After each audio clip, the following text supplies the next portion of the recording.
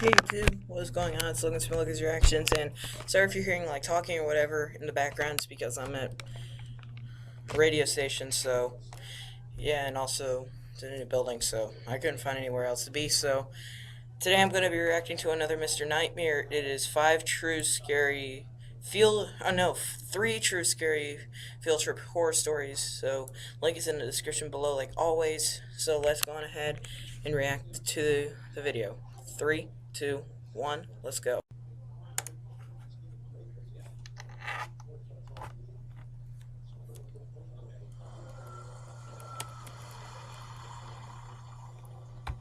That just looks creepy.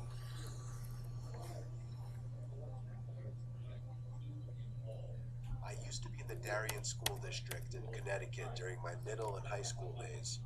It was a wealthier district, and a lot of field trips were offered to the students. I was a member of the chorus, and every year we'd take at least one or two optional field trips as a class. The year in question, in which I was a sophomore, we took a trip to Woodloch Pines Resort in Pennsylvania. The bus ride there took a few hours. I was with my friend Landon. We were going to be sharing a room. From the moment we got there, we figured it was going to be pretty dead. It was November after all, so it was cold up there. We had 3 days planned for the trip, and there were 4 chaperones. They weren't really following us at all times. We just had to tell them what activities we'd be going to do. The first day was fun. Landon and I, along with 2 girls who we were friends with, did some go-karting, rock climbing, went to the pool, and then we went to eat dinner. Nice. After dinner, we went back to our room and just hung out for a while. For the record, not all of us students were able to get rooms next to each other. The room was ground level, and there was a clear sliding door that provided a view of the lake down the hill. We went back out for a while, then came back to the room at about 10 o'clock. We left the blinds to the door open because the moon was giving off a cool reflection on the lake down below. Little did we know that would be the start of a nightmare. If I had to guess, I would say it was a whole hour of us just rolling around in both of our beds trying to get comfortable, occasionally talking, before Landon, whose bed was closer to the door, screamed. I had no idea what was going on, why he could have been screaming, or if it was a joke, until I looked at the door. It was a sight from a horror movie. There was a really tall, skinny older woman with long grayish hair standing on the other side of the door, with her hands cupped up against the glass next to her face, as if she were trying to better see into the room. The woman then walked away. Landon looked at me, I guess waiting for me to get up so he would have the confidence to get up as well and run outside after her. When we didn't see her anywhere though. The cement trail that ran past each and every room of the building was void of any people. There was nobody on the surrounding grass, nor anyone walking down the hill. We both saw the woman though, so we knew we weren't seeing things. The next day we didn't tell any of the chaperones, but we told the 2 girls who we were friends with. Night came once again after a long day of many activities. We entered the room through the back door and made sure to shut the blinds this time. Landon fell asleep before me. I fell asleep around half an hour after him. I woke up to silence. I couldn't tell if something had woken me up or not. All I knew is that I didn't feel right. I sat up and whispered Landon's name to see if he was awake. He didn't answer, so I turned to the left out of pure instinct and curiosity to look at him. But I couldn't see him. Something was blocking my view of the other bed. I looked up, and towering over my bed was the tall, old woman. She took 2 steps back as she said, "Your back door was unlocked," before turning around and walking outside. I was frozen in that bed, except for my shaking. Or you like checking to see what everyone's doors are unlocked, lady, or something? We Like, locked the back door, hi, shut the blinds once again, and agreed to stay up I'm the the rest of creepy the old night. lady that checks It was already 4 in the checks your morning, so we back wouldn't be doors to losing make much sure they're sleep. locked. Or whatever. By 8 o'clock, we went to the dining hall to eat breakfast. When we got back to our room building ready to tell our chaperones, we could see the old woman through the glass of the neighboring room. She was sitting on the bed, hands folded, sitting up straight, facing the door, facing us. We ran to the front desk in the lobby building to report her to the staff instead of the chaperones. It was weird, none of them really knew what to do in the situation. Eventually, we persuaded them to come to the woman's room with us. There, they found the woman sitting in the same position, along with an older man sitting on the other bed, looking up at them as they entered. Apparently, the woman had some kind of mental disorders, but the man wasn't all there either. There was something very off-putting about him, and they just weren't the kinds of people that you'd expect to see at a family-friendly resort. The staff Exactly. kicked the two out like we hoped, though, so we told our chaperones. Long story short, after a lot of arguing between chaperones and staff, we had to end the trip early, and we all went home. That Me and sucks. Landon were just happy to get out of there.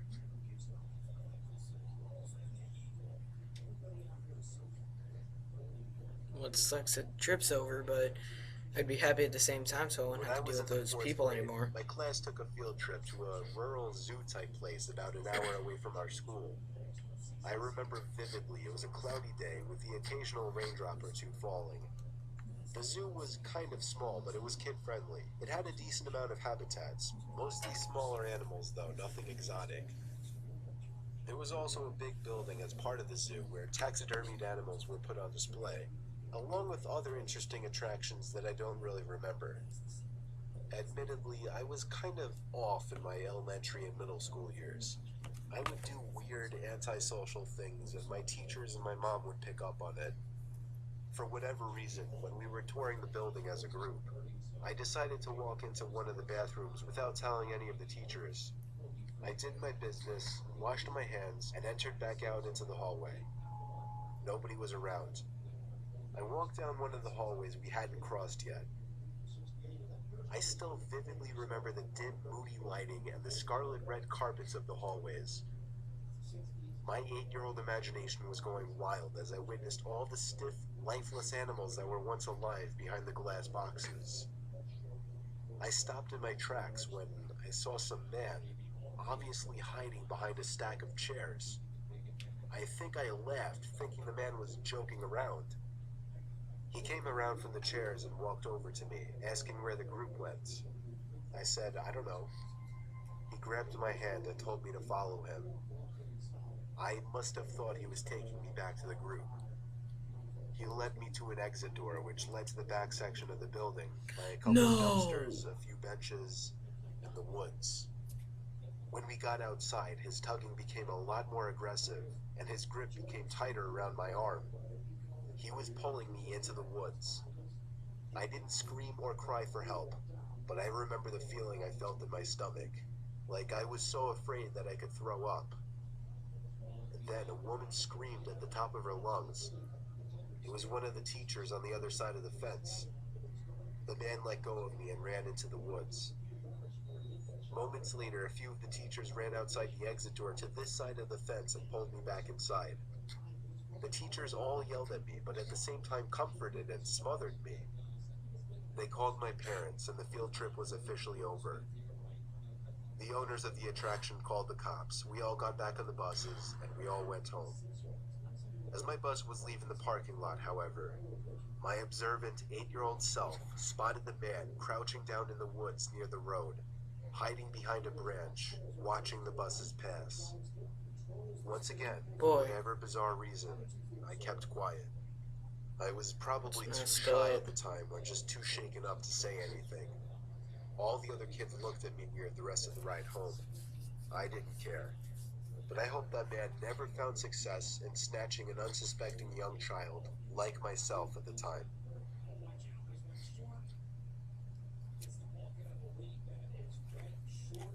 Okay. Yeah, sorry guys. Back in high school, I took a mysteries and mythology type class, or something like that. I don't remember the name of the class. It basically just had to do with real life mysteries and creepy shit. I was into that kind of stuff. I was taking the class with a good friend, who I'll call Ben for this story. The teacher of the class took us on a field trip to a nearby abandoned village with an unknown past. The village was built in the early 1900s, but seems as though it had been quickly abandoned shortly after it was built. The bus ride there was about 20 minutes.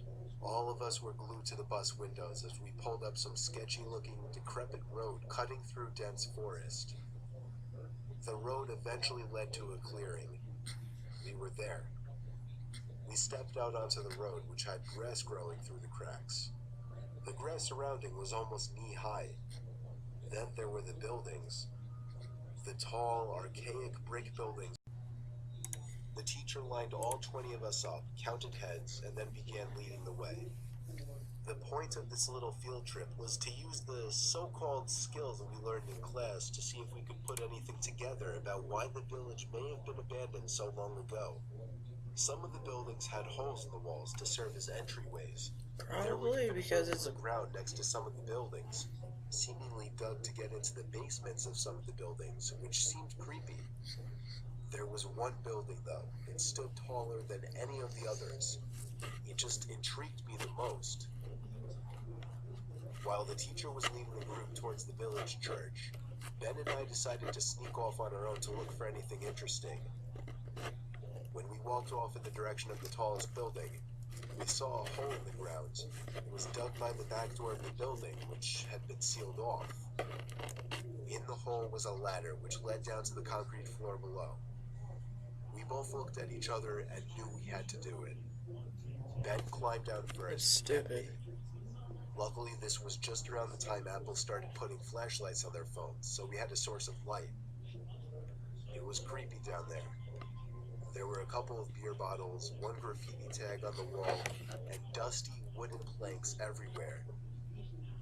There was a wooden stairway which led up to complete darkness, since all windows and doors had been sealed shut from above. We had already gone as far as to enter the building, so we figured we'd go up the stairs too.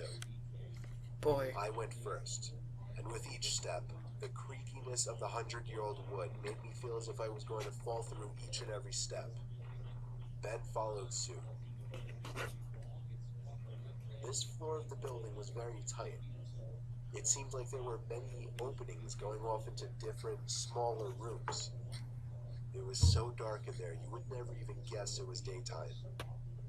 Ben and I were honestly starting to get creeped out in there and agreed to go back outside.